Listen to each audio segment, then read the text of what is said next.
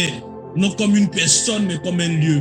Père, non comme une personne, mais comme un lieu. Père, non comme une personne, mais comme un lieu. Christ dit, je vais au Père et dans la demeure de mon Père, il y a plusieurs maisons. Dieu des esprits des prophètes. Le Dieu qui prend plaisir à cacher et qui donne la grâce aux prophètes de révéler. Dieu de mon lieu sacré. Dieu sacré de mon lieu sacré. Dieu sacré de mon lieu sacré. Dieu de mes profondeurs. Le Dieu que je rencontre dans mon réveil. Le Dieu qui me visite à mon sommeil. Dieu créateur du ciel et de la terre. Je te prie, par ton vouloir et ton pouvoir, aujourd'hui fais-nous grâce, afin que l'honneur et la gloire te reviennent à toi et toi seul Jésus-Christ, à toi et à personne d'autre. Amen. Le Seigneur nous fera énormément de bien ce soir. J'ai l'honneur d'être le premier orateur de la deuxième semaine de ce programme magnifique. Et depuis le premier jour, le Seigneur nous a fait tellement de bien. Depuis le premier jour des nombreuses interventions, Dieu nous a fait grâce. Alors le thème que j'ai à prêcher ce soir est l'un des thèmes les plus atypiques de la vie humaine. C'est l'un des thèmes qui caractérise tout prophète. Le thème que j'ai à prêcher ce soir, rêve, vision et songe. Rêve, vision et songe. Ou rêve, songe et vision. Je veux commencer mon message ce soir par vous parler d'une chose que j'ai remarqué dans la vie chrétienne depuis le jour où je suis devenu chrétien. Mais j'ai remarqué cela depuis que j'ai commencé à aller à l'église. Ensuite, quand je suis devenu chrétien, j'ai remarqué la même chose. Et j'ai rencontré plein de personnes dites spirituelles qui avaient ce même problème. Et je pense que plusieurs parmi nous ont ce problème. Et ce soir, c'est comme votre frère que je viens pour qu'on puisse échanger entre nous, frères et sœurs, pour expliquer les choses. Alors j'ai la lourde responsabilité ce soir de nous conduire dans les voies du Seigneur, mais dans un autre état, parce que ce soir nous sommes censés dérouler des rouleaux. Nous sommes à ODS, à l'ouverture des sceaux. Quand dans le livre de Daniel les sceaux ont été ouverts, la connaissance a augmenté. Mais ce que vous devez comprendre, c'est que lorsque le niveau de connaissance augmente, le niveau de réalité augmente. Parce qu'il y a une différence entre l'information et la connaissance. La connaissance est la résultante de la rencontre entre information et pratique. Quand l'information et la pratique se rencontrent, on a la connaissance. Parce que la connaissance est le fruit obtenu après que la graine de l'information ait été sémée en terre et qu'elle ait produit un arbre qui a donné du fruit. Alors, une chose est importante de savoir, il est important de comprendre ceci. Quand le rouleau s'ouvre, quand l'information vient, la connaissance vient parce que la connaissance naît de l'application. Quand la connaissance arrive, le niveau de vie change. Parce que Dieu dit, il dit que son peuple a rejeté la connaissance. C'est pourquoi il va éloigner ce peuple-là de lui. Le peuple qui accepte la connaissance marche près de Dieu. Dieu n'aime pas les gens qui manquent de connaissance. Dieu a un problème avec les gens qui manquent de connaissance. Alors si quelqu'un vous dit que devenir chrétien c'est manquer de connaissance, il y a un souci ici. Le christianisme n'est pas la preuve d'un manque de connaissance. Devenir chrétien n'est pas un moyen légal pour abandonner la connaissance. C'est pourquoi je veux parler à quelqu'un qui m'entend ce soir.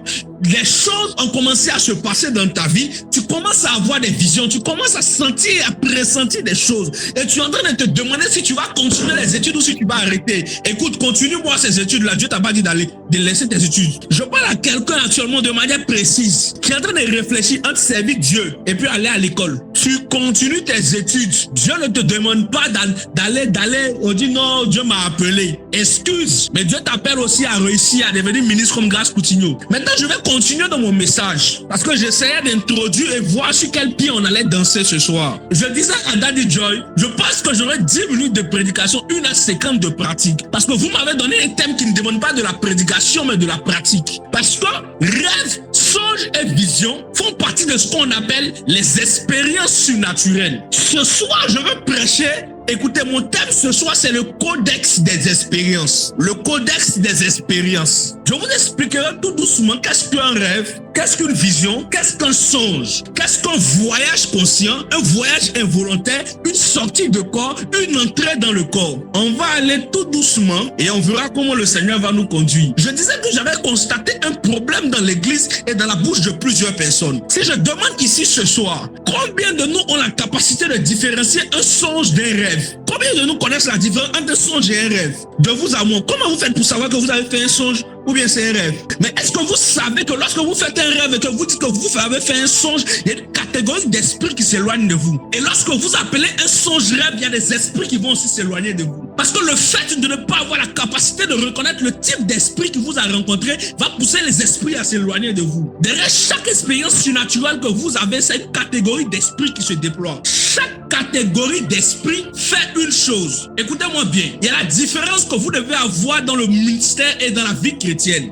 Là, je parle à tout le monde en totalité. Écoutez-moi très bien. Je vais vous dire une chose. Dans la vie chrétienne, vous devez apprendre à connaître la différence entre le discernement des esprits et l'esprit de discernement. C'est une vérité fondamentale qui est négligée dans l'évangile. L'esprit de discernement n'est pas le discernement des esprits. L'esprit de discernement sert dans le monde physique. Le discernement des esprits sert dans le monde spirituel. L'esprit de discernement vous permet de savoir comment faire les bons choix et de savoir discerner sur la terre des hommes. Le discernement des esprits vous permet de reconnaître le type d'esprit que vous rencontrez dans le monde spirituel. Alors l'un des plus gros problèmes qu'un chrétien pourrait avoir, c'est prier pour le discernement des esprits alors qu'il veut faire un choix sur la terre humaine. Vous voyez qu'il y a un gros souci. Le discernement des esprits ne sert que dans le monde spirituel. L'esprit de discernement sert sur la terre. Quand vous devez faire un choix, vous dites au Saint-Esprit par ta capacité et par ta facette de celui qui donne l'esprit de discernement, donne-moi de faire un choix.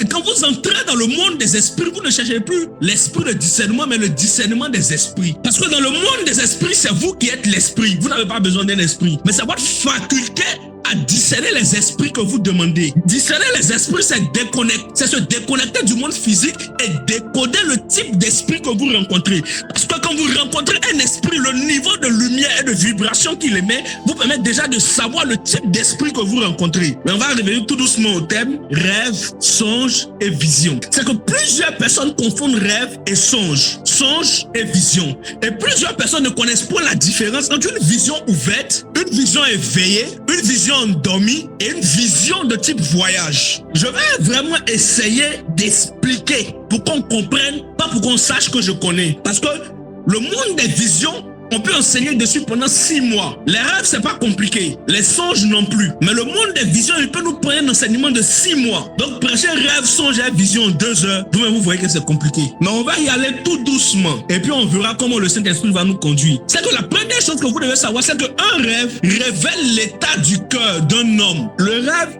est une expérience. J'ai dit que le codex des expériences. Codex, c'est EX. Le codex des expériences. Le rêve, c'est une expérience. Sachez que d'abord, tout ce que vous vivez dans votre sommeil, comme vous, quand vous êtes éveillé, on appelle ça d'abord une expérience. Quand vous ne savez pas si c'est un rêve ou un songe, dites juste que vous avez une expérience surnaturelle. C'est mieux. En fait, dans les différentes classes des expériences, ce qu'on appelle les rêves. Le rêve, c'est l'expérience surnaturelle dans laquelle on révèle l'état du cœur d'un homme. La Bible dit que le rêve naît des multitudes de pensées. Dans un rêve, c'est l'état de votre cœur qui est révélé. Je vous donne un exemple. Quelqu'un dort et dans son sommeil, il a un rapport sexuel. C'est un rêve. C'est l'état de son cœur. Maintenant, je vous explique ce qu'on appelle le cœur de l'homme. Parce que le cœur de l'homme est différent de la chair qui est dans la poitrine de l'homme. Quand Dieu dit convertissez vos cœurs, quand on dit que les cœurs doivent être convertis, les cœurs doivent retourner, en réalité, il ne s'agit pas de ce que vous avez dans la poitrine. Pensez-vous vraiment que ce qui intéresse Dieu, c'est ce que vous avez dans la poitrine ici? Non. Le cœur de l'homme, c'est la partie de vous que vous voyez quand vous êtes endormi. Je prends un exemple. Si vous remarquez bien, quand vous dormez, votre corps est endormi. Mais dans vos rêves, souvent vous voyez une partie de vous en train de faire des choses. Et c'est comme si vous voyez, c'est comme si c'était une télévision que vous étiez en train de regarder. Parce que vous vous voyez rêver, c'est comme si vous aviez la capacité de vous voir. Parce que vous voyez toute votre taille, vous vous voyez entièrement. Maintenant, j'ai une question. Si votre corps est endormi, et selon vous, c'est votre esprit que vous voyez dans le sommeil, quelle est la partie de vous qui vous voit? Vous voyez la partie de vous que vous voyez dans votre sommeil là. C'est ce qu'on appelle le cœur de l'homme. C'est ça le cœur de l'homme, la partie de vous que vous voyez dans votre sommeil. Et le rêve est l'expérience qui vous révèle l'état de votre cœur. Parce que c'est la nature du cœur de l'homme qui définit la suite des choses. Cette partie de vous que vous voyez qu'on appelle le cœur de l'homme, c'est aussi celle qu'on appelle l'homme intérieur. Et c'est cette partie-là qui est censée se convertir. Quand on parle de la conversion des cœurs, c'est la conversion de l'homme intérieur. C'est pourquoi la première manière de savoir si quelqu'un est converti à Christ, c'est de lui demander le type d'expérience qu'il a dans son sommeil. On ne peut pas être converti à Christ et puis dans notre sommeil on nous poursuit. On ne peut pas être converti à Christ et puis dans notre sommeil on n'est que dans les maquis. Si votre chair est convertie et que votre cœur n'est pas converti, il y a un problème parce que c'est les cœurs qui sont censés se convertir, pas les corps. Donc le type d'expérience que vous faites, vous dites déjà quelle est la position de votre cœur vis-à-vis de Dieu. Quand on dit de ramener son cœur à Dieu, c'est de ça qu'il s'agit, de l'homme intérieur. Je vais vous choquer, vous dire une vérité. Quand Jésus est en train de le dire, quand vous priez, dites notre Père qui est aux cieux, que ton nom soit sanctifié, que ton règne vienne, pardonne-nous nos offenses. Est-ce que vous savez que quand Jésus disait le nous, il ne parlait pas de ceux qui étaient devant eux, mais il parlait de chaque homme qui parlait. Parce que quand il dit nous, il parle de chacune des parties qui te composent. Est-ce que vous savez que votre esprit peut commettre une faute dans le monde spirituel sans que votre corps ne soit informé? Est-ce que vous savez que, écoutez-moi bien, écoutez-moi très bien, votre esprit peut commettre une faute dans le monde spirituel sans que vous ne soyez informé? Votre homme intérieur peut commettre une erreur dans son monde sans que vous ne soyez informé. Certaines situations qui vous arrivent sont les résultantes de réalités spirituelles. Est-ce que quelqu'un a déjà entendu cette phrase où on dit ton esprit est en train de me parler et ton esprit me dit? Ça signifie que indépendamment de ton vouloir, ton esprit peut s'exprimer. Votre esprit peut se déplacer. Votre esprit peut se mouvoir dans son monde sans que vous ne soyez informé de ce qu'il fait. C'est pourquoi quand vous demandez pardon à Dieu, demandez-lui pardon. Est-ce que quelqu'un a déjà entendu la phrase où on dit à Dieu, ça c'est avant nos parents priaient comme ça, où on dit à Dieu, pardonne-nous pour nos fautes conscientes comme inconscientes. C'est parce que dans ton inconscience, tu as commis des fautes. Ton esprit a commis des fautes. Revenons au rêve. Donc le rêve révèle l'état du cœur d'un homme. J'ai dit que quand vous avez des rapports, par exemple, en rêve, quand vous êtes endormi, ça c'est un rêve. Ça révèle l'état de votre cœur. Si vous arrivez à avoir des rapports pendant que vous êtes endormi, ce qu'on va vous faire comprendre, c'est que votre homme intérieur est en train d'être corrompu. Et la corruption de votre homme intérieur vient sûrement de quelque chose qui s'est produit soit dans le monde physique. Donc ça peut être un rapport sexuel. Pour les filles, généralement, les maris de nuit sont venus à cause des bayas. Parce que ce que vous appelez bayas sur la terre des hommes, ce sont des signes d'alliance. Ce sont des signes d'alliance. Quand deux humains vont se marier, ils portent une bague que les gens appellent alliance. Parce que la bague est le gage de l'alliance entre ces deux personnes-là. C'est le mariage qui est l'alliance et la bague est le signe de l'alliance. Les bayas sont les bagues qui scellent l'alliance entre un humain et un esprit des eaux. Donc c'est ainsi que les maris de nuit commencent à visiter certaines personnes. Donc ça peut être dû à ça. Ça peut être dû à ça. Je vais répondre rapidement à certaines questions de certaines personnes. Les maris de nuit viennent souvent de ça. Soit des bayas, soit de la sorcellerie de famille. Je vous explique. Quand un sorcier de famille veut contrôler la vie d'une personne, si la famille est à ce qu'on appelle une alliance avec l'eau, on dit qu'ils ont adoré l'eau, le sorcier se rendra auprès de l'eau, il demandera à l'esprit de l'eau de venir à lui. Et le démon de l'eau, quand il va venir le rencontrer, la personne et le sorcier vont entrer en alliance par rapport à ta vie. Et lui, il va remettre son droit de sang à l'esprit qui est dans l'eau. De sorte que l'esprit commence à venir te visiter. Et l'esprit commence à venir dans ton sommeil pour coucher avec toi. Les esprits de nuit viennent la plupart du temps de ce genre de choses. Maintenant, je vais prendre un autre niveau des rêves. C'est que le rêve est souvent la résultante de la réflexion de ton inconscience. Je t'explique simplement. En philosophie, on nous a dit que l'inconscient nous donne d'avoir des rêves. Quand tu refoules beaucoup trop un désir, tu vois ça la nuit. Quand tu refoules beaucoup quelque chose, quand tu refoules ça, la nuit tu le vois. Ça aussi, c'est un rêve. Les désirs refoulés provoquent des rêves. Comment les désirs refoulés peuvent te donner un rêve? Tes désirs refoulés vont passer par ce qu'on appelle le processus d'impression. Plus tu refoules ces désirs, plus ils s'impriment au fond de toi. Et quand ils arrivent au fond de toi, ils rencontrent ton homme intérieur et ils s'impriment sur lui. Et pourtant, l'homme intérieur a un simple moyen de communication avec le corps. L'homme intérieur ne sait pas faire la différence. Écoutez-moi très bien. L'homme intérieur ne sait pas faire la différence entre ce qu'il a et puis ce qu'il pense avoir. Il ne connaît pas la différence entre ce qu'il a et ce qu'il pense avoir. Je vous explique. C'est à cause de l'homme intérieur que Dieu dit à Josué, médite ce livre de la loi jour et nuit, ainsi tu réussiras dans tes entreprises. Quand Dieu dit à Josué de méditer le livre de la loi, ce qu'il est en train de lui dire, c'est ceci. Lis ce livre, regarde-le constamment, mais répète constamment ces paroles. Pourquoi? Parce que tu dois nourrir ton homme intérieur de deux choses, de ce qu'il va entendre et puis de ce qu'il va voir. Et maintenant, quand il va finir de faire ça, ça va s'imprimer en lui. Et quand ça va s'imprimer, il va donner la capacité à ton corps de pouvoir le faire. Méditer, c'est imprimer dans son homme intérieur. Pourtant, l'homme intérieur est le corps de l'homme qui est juste en fait au-dessus de son corps physique. L'homme aujourd'hui, retenez ceci. L'homme a 4 parties d'abord. Retenez ça d'abord. L'homme a 4 parties. Corps, esprit, homme intérieur, âme. Je vous explique. Est-ce que vous avez déjà remarqué que quand on s'en va évangéliser, on ne dit pas on s'en va gagner des esprits, mais on dit on va gagner des âmes. Est-ce que vous avez déjà remarqué ça?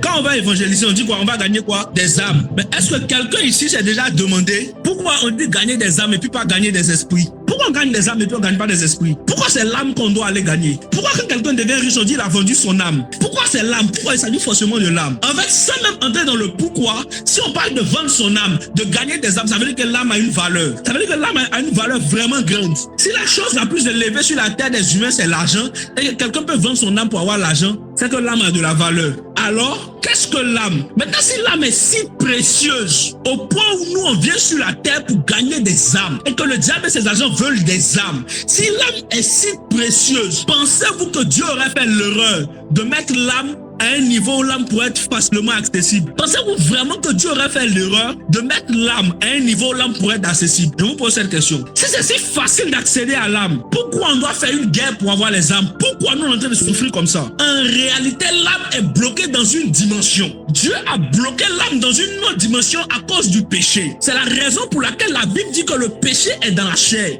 Le péché est dans la chair, c'est parce que la chair est une prison. De même que le corps est la prison de l'esprit, la chair est la prison du péché. L'homme est corps, esprit, âme, homme intérieur et chair. Ça fait 5 révélations différentes de l'homme. Corps, esprit, homme intérieur, chair. La chair de l'homme, ça n'a rien à voir avec votre peau. La chair de l'homme, c'est la partie dans laquelle Dieu enfermait le péché. Parce que si Dieu laissait le péché descendre de la dimension de la chair et que le péché trouvait une autre dimension, l'homme allait être corrompu de manière entière. Comprenez que l'âme est bloquée dans une dimension qui est inaccessible au monde des humains. À cause de la valeur de l'âme, elle ne peut être accessible à tout le monde. Ça, c'est la première chose. L'esprit vit dans le monde spirituel. Le corps vit dans le monde physique. L'homme intérieur vit dans le monde surnaturel. Et l'âme est bloquée dans une autre dimension. L'âme vit dans la salle des destinées. Maintenant, je vous explique quelque chose. Quand un événement se produit dans le monde spirituel, il y a une réaction sur votre homme intérieur.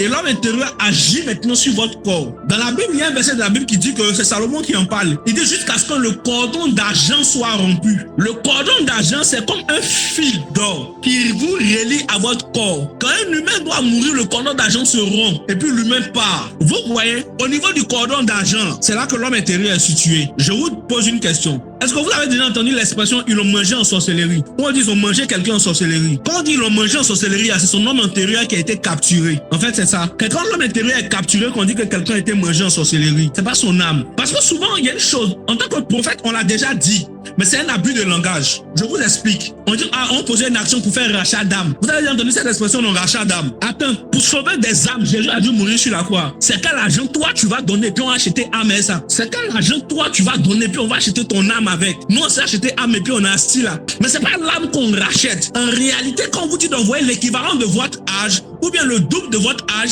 c'est pour recréer l'homme intérieur à partir du droit de prophète. C'est pour recréer, c'est pour reprogrammer ton homme intérieur parce qu'il avait été capturé. Et quand il est capturé, il sera souillé par les mains de la sorcellerie. Donc le prophète part pour le récupérer et il doit reconfigurer. Donc il doit faire deux choses. Et il doit tuer l'homme intérieur et lui redonner vie. Parce que l'homme intérieur, c'est un esprit soufflé. L'homme intérieur, c'est aussi celui qu'on appelle l'homme soufflé. Quand vous lisez la Bible, l'apôtre Paul dit, vous qui deviez être à l'étape d'homme fait, vous êtes encore à tel niveau. Vous qui deviez être des hommes faits. L'homme intérieur, c'est l'homme soufflé. C'est celui que Dieu a fait quand il souffla à l'intérieur de l'homme. Quand il a soufflé, c'est l'homme intérieur qui l'a créé. L'homme intérieur est l'émanation du souffle de Dieu. Et c'est l'homme intérieur qui gère tout ce qu'il y a de votre vie sur la terre. Je vais continuer dans cette logique et vous expliquer certaines choses. On parlait des rêves. Les rêves, c'est au niveau de l'homme intérieur. C'est l'homme intérieur qui vit ce qu'on appelle les lucides. Est-ce que vous savez que dans les expériences, il y a une capacité d'expérience qu'on appelle les lucides? Les lucides. Je vous explique c'est quoi un lucide. Chacun de vous ici a déjà au moins vécu un lucide. Vos rêves, vous dites qu'il a rêvé, mais c'était réel d'un. On dirait qu'il était réveillé même. C'est une expérience. Non, c'est pas des rêves lucides, c'est une expérience. C'est pas un rêve, c'est pas un son, c'est pas une vision. On appelle ça une lucide. Et on appelle ça un lucide. Donc vous dites, André, il était réveillé. Il a ressenti ça dans ma chair comme ça. Ces expériences que vous faites qui sont tellement vraies. Et puis c'est après vous vous rendez compte que vous étiez endormi là. Ça, c'est un lucide. Le lucide se produit dans la zone du monde spirituel qui est juste collée à celle de la terre. Ça signifie que ce genre d'expérience que vous faites, ce que vous vivez là-bas finit par arriver ici forcément. Un lucide est utilisé pour programmer et reprogrammer la vie d'un homme. Si quelqu'un arrive à vous vaincre dans un lucide quand vous vous réveillez, c'est dans un lucide, si on vous tape à la tête quand vous vous réveillez, vous avez mal à la tête. Quand vous vous battez là-bas, quand vous vous réveillez, vous avez mal partout. Ça, c'est un lucide. Et c'est l'homme intérieur directement qui a un rapport avec les lucides. Bon, là, on a fini un peu avec les rêves. Allons un peu avec les songes. Qu'est-ce qu'un songe? Moi, j'entends les gens souvent dire, ah papa, il a fait un songe. Tous les jours, il a fait un songe. On ne fait pas de songe. Aucun humain sur la terre des hommes n'a la capacité de faire un songe. Aucun humain. On ne dit pas j'ai fait un songe, on dit j'ai eu un songe. Parce que faire dans le monde des esprits, c'est créer et amener à l'existence. On ne fait pas de songe, on a un songe. Quand vous lisez la Bible, Joseph n'a jamais fait de songe. Joseph a eu un songe. Les mots que vous utilisez ont un grand impact dans le monde des esprits. On dit j'ai eu un songe. Parce que c'est une expérience qui est venue à toi alors que tu étais endormi. Mais c'est quoi la particularité du songe? Le songe est une expérience spirituelle dans laquelle Dieu te donne une partie de ta destinée. Le songe, c'est l'expérience dans laquelle on te révèle ta destinée. Voici ce qui se passe. C'est qu'il y a ce qu'on appelle le livre de destinée. Dans le livre de destinée, il y a toutes les possibilités de ce que tu pourras faire sur la terre. Parce qu'il n'existe pas une destinée, il existe des destinées. La destinée est un arbre à plusieurs branches. La destinée, c'est un arbre avec beaucoup de branches. Et chacune de ces branches constitue la destinée. Vous voyez? Donc, l'ensemble des possibilités, l'ensemble des branches de l'arbre, c'est ce qu'on appelle la destinée. Dieu, en créant l'homme, a créé plus de 2800 possibilités de vie. Et c'est l'ensemble de ces choses qui constituent la destinée de l'homme. Allons tout doucement. On nous a toujours dit que la destinée, c'est tu dois réussir dans le ballon. Si tu ne fais pas ballon, c'est fini, tu as échoué dans la vie. Ou bien tu dois devenir chanteur. Si tu as raté ça, tu as échoué dans la vie. Moi, j'ai une question. Qui connaît Gadi Seli? Qui connaît Gadi Seli? Est-ce que vous savez que Gadi Seli est à l'origine footballeur? Est-ce que vous savez qu'il est footballeur d'origine, qu'il a réussi dans le monde du foot? Et puis il a décidé de prendre sa retraite pour aller chanter. Et puis là-bas encore, il a réussi. Lui seul, il a réussi dans le ballon, il a réussi dans la chanson. Donc Gadi Seli, il est né à deux destinées. Il est né à deux destinées. Ah, si la destinée, c'est une chose qu'on a fait. Gadi Seli, il a deux destinées. Donc lui, c'est un enfant préféré de Dieu, quoi. Lui, il a beaucoup de destinées. En fait, la destinée, c'est l'ensemble des branches qui constituent l'arbre de ta vie. Il n'y a pas une seule destinée, il y a plusieurs possibilités. Donc, le songe, c'est l'expérience dans laquelle on te révèle ta destinée. Quand tu quittes, je vous explique maintenant comment un esprit, suivez-moi très bien, je vous explique comment un esprit quitte le ciel pour arriver sur la terre. Il y a ce qu'on appelle le conseil de Dieu. Le conseil de Dieu se réunit en fonction d'un événement qui arrivera sur la terre dans 5, dans 10, dans 20, dans 30, dans 60, dans 100 ans. Le conseil de Dieu se réunit. Et quand Dieu réunit son conseil, Dieu va leur expliquer ce qui va arriver dans la suite des temps. Et quand le conseil de Dieu se réunit et que l'information est donnée, Dieu dit, bon, ok, je prends un exemple. C'est que en 2025, il doit avoir ODS. Comme il doit avoir ODS en 2025, il faut que Dieu fasse naître des gens dans la période 99, 2000, 2001, 2002, pour que quand ODS arrive en 2025, cela aille prêcher au peuple et aux jeunes qui auront besoin du message. Donc le projet de Dieu, c'est d'avoir des gens qui vont naître, qui vont passer par différentes étapes et arriver au niveau où ils peuvent enseigner à des gens à ODS 2025. Donc le conseil de Dieu se réunit. Il y a un projet qui sort de ce qu'on appelle le conseil de Dieu. Parce que le conseil de Dieu se réunit dans un lieu. La salle des conseils est située dans ce qu'on appelle le cœur de Dieu. Le cœur de Dieu, c'est le lieu dans lequel Dieu se réunit pour siéger. C'est là-bas qu'on parle de louange et d'adoration. Parce que la salle des sacrifices est aussi située dans le même lieu que la salle du conseil. C'est pourquoi on dit Dieu siège dans la louange et dans l'adoration. Parce que la louange, ce n'est pas la musique. En fait, ce qui a fait que les gens pensaient que louange, c'est musique, c'est à cause des esprits qui sont dans le cœur de Dieu. Les esprits qui sont dans le cœur de Dieu ont une voix mélodieuse. Donc quand ceux-ci commencent à faire les louanges de Dieu, quand les humains ont fini par les entendre un jour, parce que des humains ont fini par entendre. Et quand ces humains-là ont entendu ces esprits en train de faire les louanges de Dieu, et ils ont vu que c'était mélodieux. Et c'est comme ça qu'eux, ils ont commencé à faire la louange en chantant. Parce qu'en réalité, faire les louanges de Dieu, ce n'est pas chanter. Faire les louanges de Dieu, c'est rappeler à Dieu ce qu'il est. C'est ce que les gens font aujourd'hui dans l'adoration. Oh Seigneur, tu es mon ami. Oh, tu es le grand Dieu. Tu es tout pour moi. Ce genre de choses-là, c'est ce qu'on appelle la louange de Dieu. C'est louer son nom, exalter son nom, lui rappeler ce qu'il est. Louer Dieu, c'est ressasser les attributs de Dieu. Ça, c'est la louange. Donc, revenons au conseil de Dieu. Donc, quand le conseil s'est réuni, Dieu il a fait part du projet pour lequel le conseil a été réuni. Un esprit l'esprit va être appelé en fonction du projet qui est sorti du cœur. Maintenant, voici, je marque une pause pour revenir sur un sujet. Vous avez déjà entendu la phrase Dieu des esprits des prophètes. Le Dieu des esprits des prophètes, en réalité, c'est la facette de Dieu qui gère le monde des prophètes.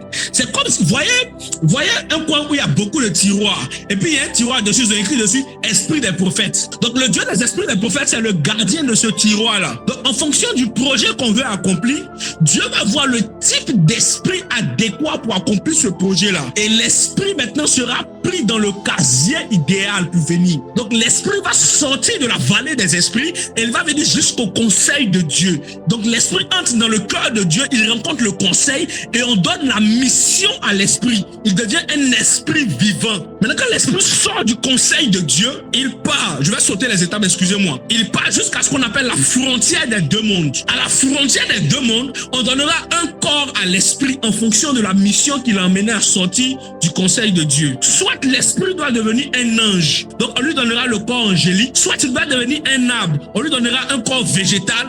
Soit il doit devenir un humain, on lui donnera un corps humain. Maintenant, si c'est un esprit qui doit porter des destinées, on va regarder maintenant en fonction de l'endroit où on doit l'envoyer. On lui donnera soit un corps féminin ou un corps masculin en fonction de ce qu'on veut faire avec lui. Donc c'est là que l'esprit arrive à la frontière des deux mondes. Donc à la frontière des deux mondes, on lui donne un corps. Dès que l'esprit entre dans le corps, il y a une chose qui se passe, c'est qu'il passe par ce qu'on appelle le lac de l'oubli. C'est au niveau du lac de l'oubli que l'étoile naît. Quand il arrive au niveau du lac de l'oubli, on efface partiellement toutes les informations qu'il avait parce qu'il va entrer dans le monde des humains. Donc on efface et on met en lui ce qu'on va appeler une boîte noire qui est l'étoile, qui contient toutes les informations de la raison pour laquelle il vient sur Terre et tout le package qu'on lui donne pour accomplir cette mission-là. Mais on va mettre en lui des cloches. Et les cloches qui sont mises en lui vont servir d'appel sur la Terre. C'est pourquoi quand la saison arrive, on dit j'ai reçu l'appel de Dieu. Ce n'est pas l'appel. L'appel a déjà été fait le jour où on t'a appelé dans la salle là-bas. Sur la Terre, il n'y a pas d'appel, mais il y a un rappel. Ce sont les cloches en toi qui résonnent. Et les vibrations émises vont créer un type d'expérience. C'est que les cloches que Dieu mises en toi vont commencer à vibrer à un moment. Quand la saison arrive, la résonance des cloches qui se rencontrent, les vibrations vont créer un type d'expérience. Et puis tu dis, Dieu m'a appelé. C'est les vibrations là, c'est les vibrations qui créent les expériences spirituelles. Parce qu'une chose que vous devez comprendre, c'est que toutes les expériences spirituelles que vous vivez sont créées en fonction des vibrations dans l'atmosphère où vous vous trouvez. Il y a des lieux quand tu es là-bas, tu vois. Et puis il y a des lieux quand on entre là-bas, on ne voit pas. Parce que le monde des esprits, le monde des expériences est rattaché au son et aux vibrations. C'est pourquoi les prophètes en général prophétisent avec la musique. Non, il faut mettre ma musique. Vous les entendez dire ma musique, ma musique. C'est parce que leur esprit a appris à travailler à la fréquence de la musique qui est jouée. Parce que le monde surnaturel, les expériences surnaturelles se produisent en fonction de la vibration autour de vous. Bon, en fait, tout ça, c'est pour vous expliquer c'est quoi un songe. On y va tout doucement. Donc, quand il passe par le lac de l'oubli, là, et puis on efface ce souvenir qu'on met les cloches, on lui donne ce qu'on appelle l'étoile, il va descendre sur la terre des humains. Maintenant, dans les souvenirs qui ont été effacés là, en réalité, ils ne sont pas effacés, mais ils sont cachés. Donc, pour les ramener à la vie, à ce qu'on appelle le système des songes. Les songes sont censés, en fait, les songes, ce sont des parties du livre de destinée qui sont données, mais pas en ordre. On peut prendre la page 50 d'aujourd'hui pour te donner, et puis demain, on te donne la page 2. Donc, c'est à ce niveau que le maître spirituel a un impact. Le rôle de ton maître spirituel, c'est de décoder ton étoile, de comprendre les symboles qui sont compris dans tes expériences de type songe et de t'orienter maintenant. Si vous lisez bien l'histoire de Joseph, Joseph a eu deux songes. Deux songes. Il y a la vie de Joseph. Toi, depuis que tu es né, tu fais songe. Toi, tu n'as pas, tu fais les songes. Depuis que tu fais tes songes là, tu es arrivé où? Pour deux songes, regardez les combats de Joseph. Maintenant, et vous, depuis vous faites songe, c'est moi. Papa, j'ai fait un songe aujourd'hui là. Bon songe là. Depuis vous faites vos songes, on est arrivé où? Depuis vous faites vos songes, là, on est où? Comprenez-moi bien. Le songe, c'est ça un songe. Un songe, c'est ça. C'est les livres, c'est les pages de ton livre de destinée qu'on te donne, mais en désordre. Et c'est le rôle. C'est pourquoi quand Joseph avait les songes, c'était son père qui interprétait. Attendez, regardez de ce qui passe. Joseph finit d'expliquer son songe là, son père lui dit, donc tu veux dire que ta mère et moi et tes frères, nous allons nous prosterner devant toi. Mais quand j'ai lu ce passage, j'ai vu que tout le monde se focalisait sur le fait que Joseph avait eu un songe. On parlait de prosterner. Mais moi, il y a une question qui va naître dans ma tête. Le père de Joseph dit à Dieu, tu veux dire que ta mère et moi on va se prosterner, tout en sachant que quand vous lisez bien l'histoire, la mère de Joseph est déjà morte. Est-ce que Dieu ne savait pas que la mère de Joseph est déjà morte? Dieu savait. Lisez bien l'histoire. Au moment où Joseph a son songe, sa maman est déjà décédée. Dieu savait que la mère de Joseph était déjà morte. Donc si Dieu voulait parler de la destinée de Joseph, pourquoi Dieu n'a pas montré seulement son papa et puis ses frères prosternés. Pourquoi Dieu a montré une maman? C'est parce que les songes sont déjà écrits dès le jour où vous venez sur la terre. C'était déjà écrit. Donc on a touché rêve, on a touché songe, on a une vision. C'est quoi une vision? Une vision, c'est une expérience de votre esprit qui n'est ni un songe ni un rêve. Je prends un exemple. La vision, c'est la vue par l'esprit. Je vous explique. Quand vous voyez dans le monde physique, est-ce que vous savez que vous êtes en train d'avoir une vision? Dans le monde physique, vous avez des visions. Écoutez, alors que vous êtes en train de regarder votre téléphone, vous êtes en train d'avoir des visions. Vous êtes en train d'avoir des visions comme ça quand vous regardez dans le téléphone. Parce que la vision, c'est le fait de voir. La vision, c'est la résultante, ou je dirais,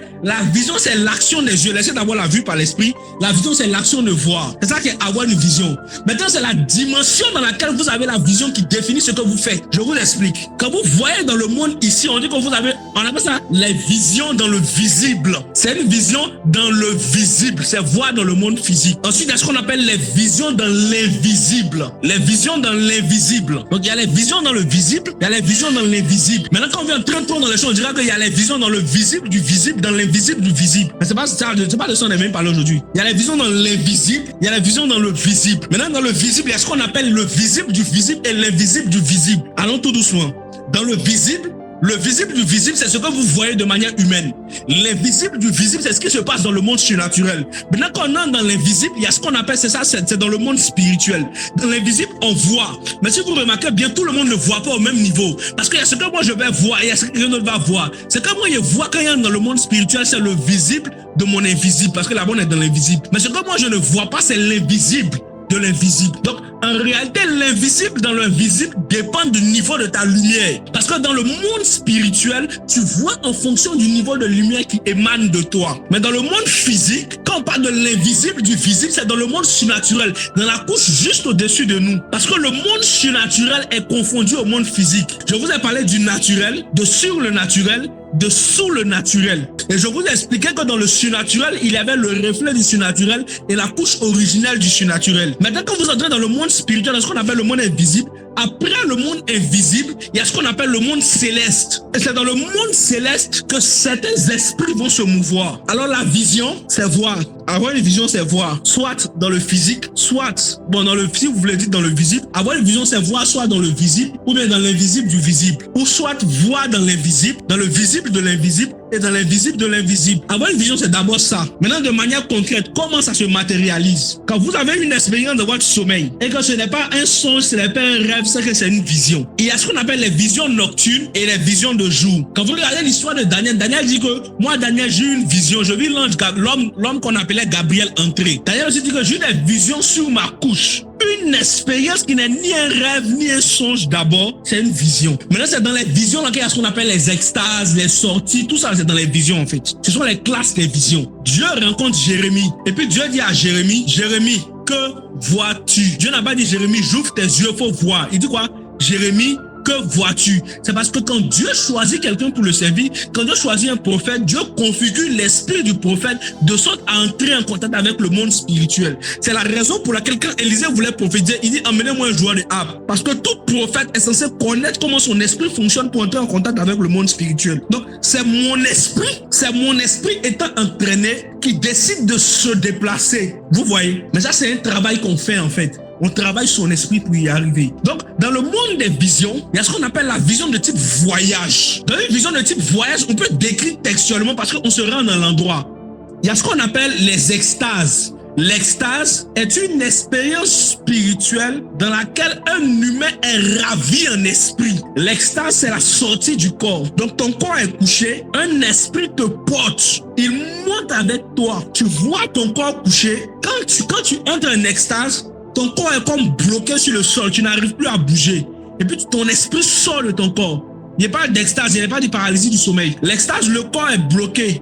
Et puis l'esprit sort. Donc tu te retrouves dans un autre endroit. Tu n'es pas endormi, hein, tu es éveillé. Et puis tu te retrouves dans un autre endroit pendant que ton corps est couché. L'extase, ça arrive généralement quand on est couché. tu es sorti de ton corps pour aller voir quelque chose. C'est là que Jérémie dit que la main de l'Éternel se posa sur moi et il me transporta. C'est ça une extase en fait. Généralement, après une extase, tu ressens une chaleur dans ton corps que tu n'arrives pas à expliquer. C'est une chaleur, tu sais pas comment tu vas expliquer. Tu te sens un peu endormi, mais ton corps est chaud. Ça, c'est une extase. L'extase, c'est une expérience qui se produit en dehors de la réalité du corps. Maintenant, je vais vous expliquer quelque chose. Pour ceux qui ont déjà rencontré des êtres surnaturels, des anges si vous voulez, il y a des anges, quand tu les vois, ils ont une certaine taille. La vraie question que tu devras te poser, c'est comment un ange si grand arrive à entrer dans la petite maison où tu te trouves. Comment un ange si grand arrive à entrer dans la petite maison où tu te trouves. C'est parce qu'au moment où tes yeux s'ouvrent que tu vois l'ange, tu n'es plus dans la réalité où tu étais. Un ange qui vient te rencontrer te sort de ta dimension humaine pour te faire entrer dans sa dimension. Maintenant, je sais que plusieurs fois vous avez déjà entendu des gens dire il faut élever son esprit, il faut que ton esprit grandisse. De manière concrète, comment on fait grandir son esprit? Comment on fait grandir son esprit? On nous a dit de jeûner, on a jeûné. On nous a dit de prier, on a prié. Mais depuis là,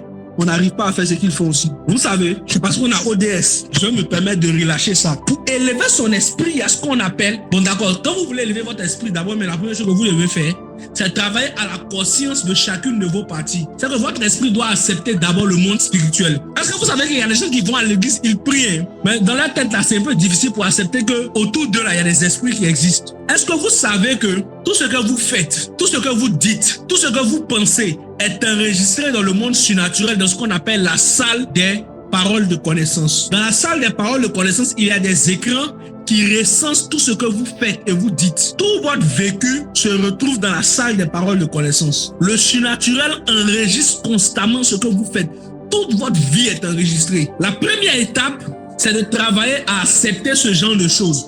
Tout ça, c'est que vous sachez que même quand vous pensez que vous êtes seul, vous n'êtes jamais seul. Vous savez pourquoi? Quand vous allez commencer à travailler sur ça, vous allez commencer à travailler sur le fait que le Saint-Esprit est constamment avec vous. Et ça va vous faire comprendre que pour parler au Saint-Esprit, vous n'avez pas besoin d'aller vous mettre à genoux. Parce qu'il est constamment avec vous. L'un des plus grands problèmes des chrétiens, c'est que malgré qu'ils disent que le Saint-Esprit est avec eux, leur conscience n'a pas encore accepté pleinement la présence du Saint-Esprit. Au point où pour des gens, s'ils ne vont pas faire « Oh Saint-Esprit, parle-moi », le Saint-Esprit ne peut pas leur parler. Vous devez travailler sur la conscience pleine de l'existence du Saint-Esprit avec vous. Je vous explique quelque chose. Quand tu deviens chrétien dans les débuts, quand tu commences à prier, tu sens les frissons. Qui a déjà expérimenté ça?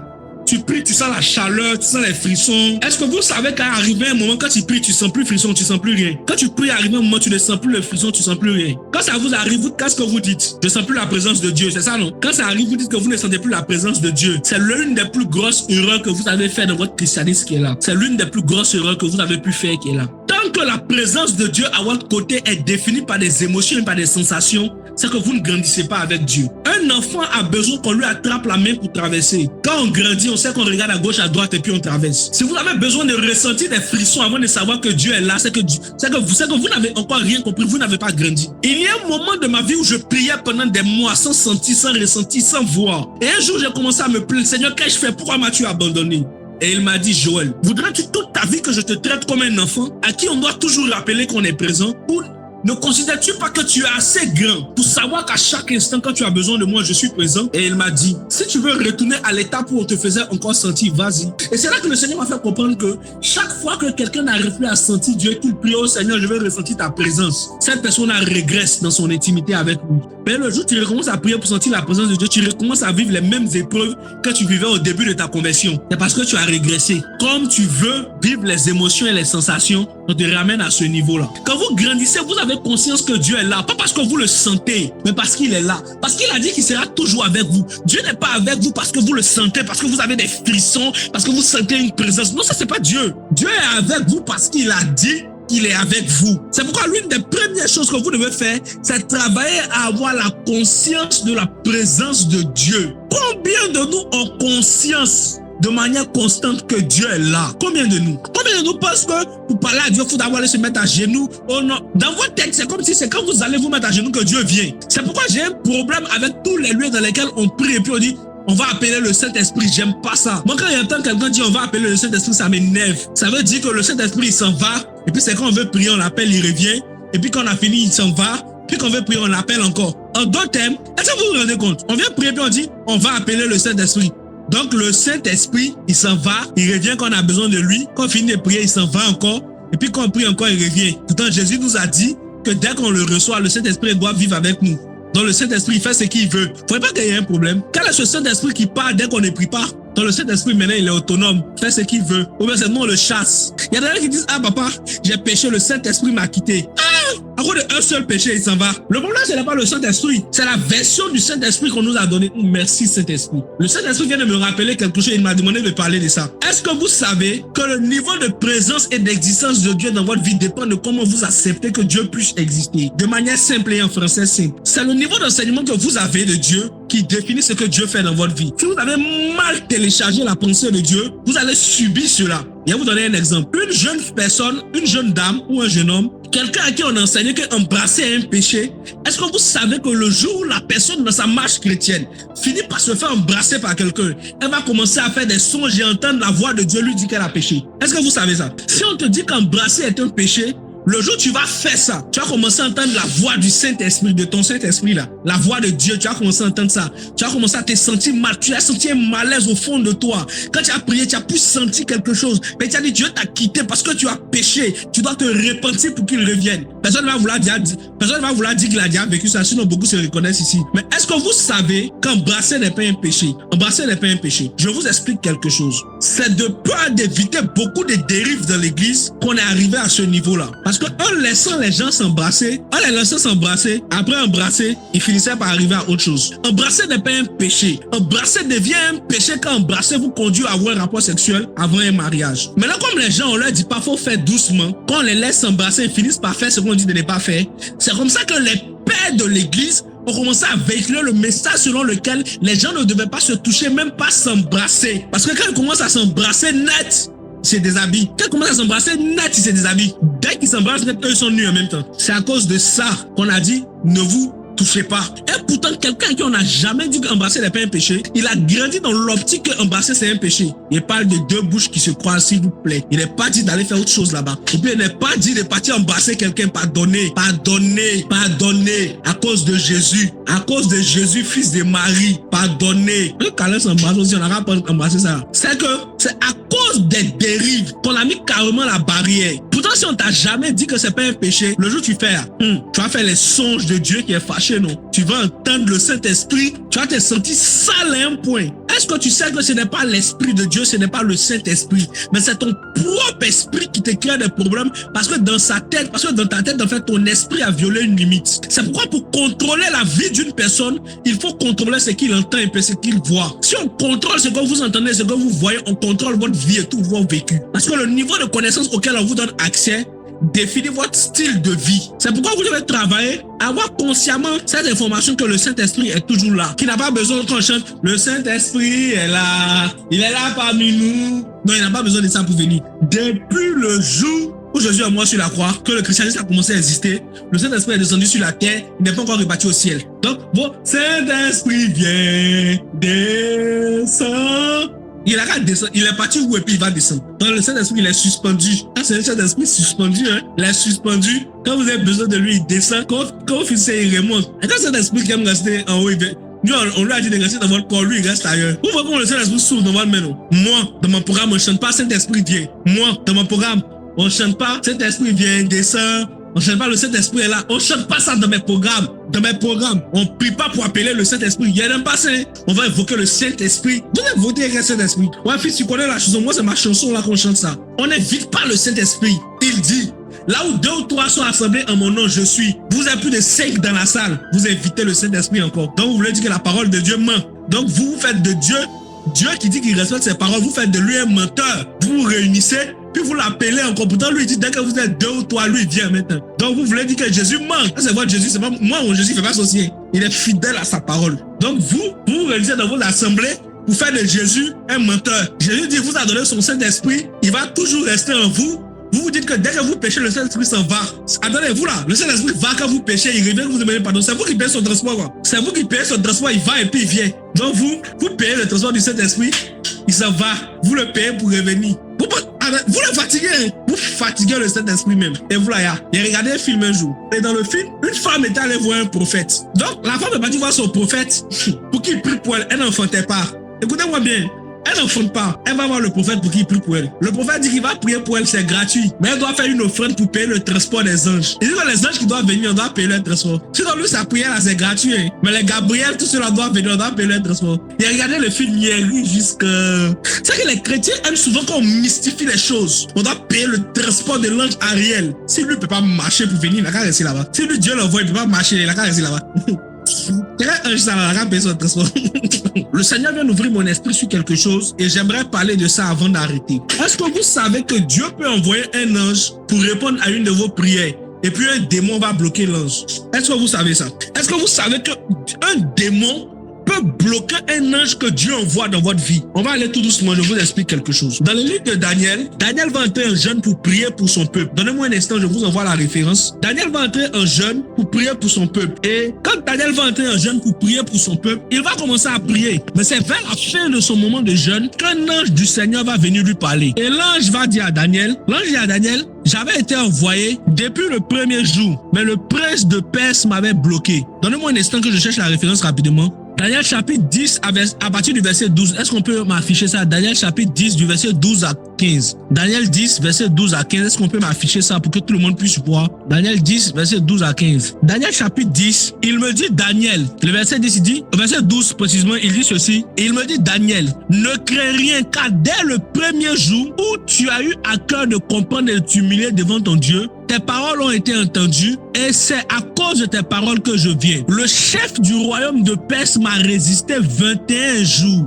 Mais voici Michael, l'un des principaux chefs, est venu à mon secours. La version d'Abi dit ceci. Daniel, ne crains rien, car dès le premier jour, tu as appliqué ton cœur à comprendre et à t'humilier devant ton Dieu. Tes paroles ont été entendues et moi je suis venu à cause de tes paroles. Mais le prince du royaume de Perse m'a résisté 21 jours. Et voici Michael, l'un des principaux chefs, est venu à mon secours. Il y a d'autres versions qui disent que le prince du royaume de Perse m'a résisté et Michael, l'un des principaux anges, est venu à mon secours.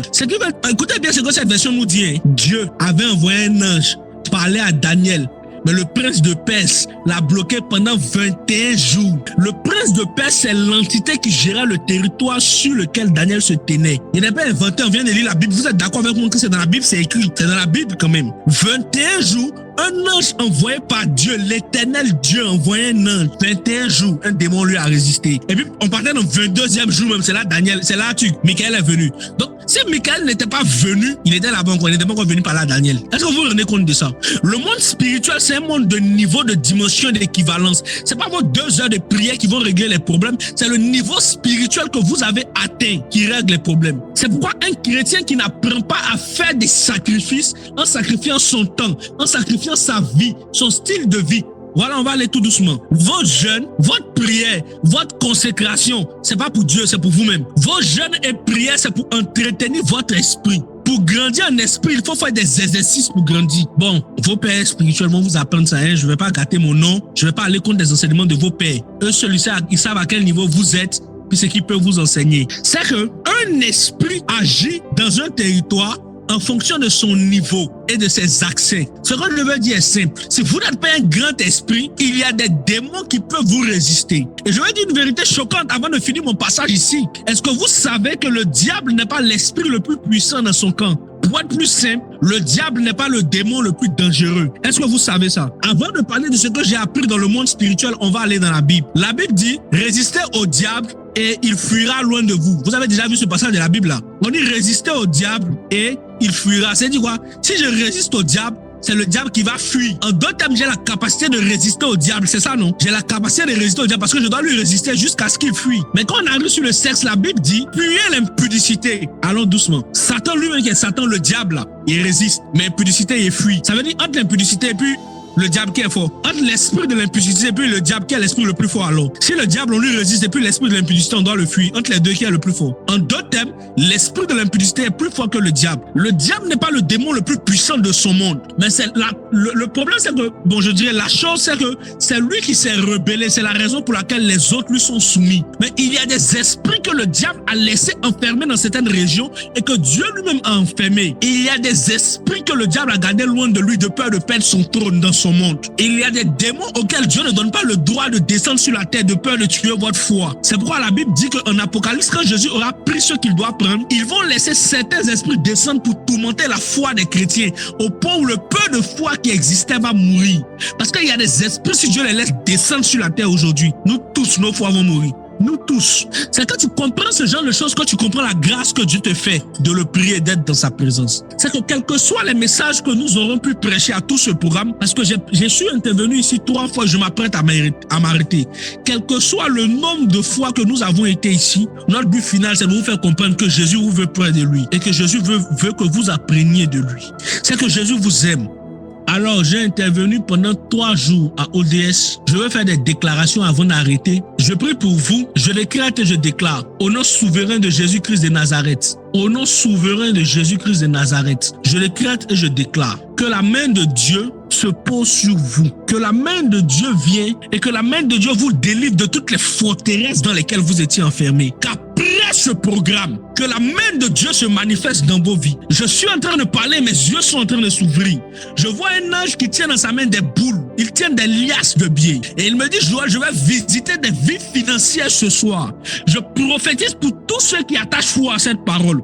Que Dieu visite vos finances. Écoutez, je vois 2 choses qui vont se produire dans les minutes qui suivent. Je vois des maladies qui vont disparaître. Je vois des maladies qui vont disparaître. Daddy Joy, tu vois, j'étais allé prêcher dans le groupe du prophète Yannick. Et pendant que j'étais en train de prêcher chez lui, alors que je m'apprêtais à arrêter, j'ai vu une vision d'une jeune dame qui avait une boule dans son sein, une grosse boule. Et quand j'ai parlé, la jeune dame s'est signalée. Je lui ai dit, mets la main, enlève, remets la main. Elle a commencé à crier. Elle dit, papa, ça a disparu. Écoutez-moi bien. Quel que soit le type de maladie que vous avez, mon nom est Joël Asamoah. Aussi vrai que je suis fils de Dieu, je décrète et je déclare que quel que soit le type de maladie, aujourd'hui même, cette maladie vous lâche et plus jamais elle ne revient. Je suis en train de voir des mains qui commencent à devenir huileuses. Saint-Esprit,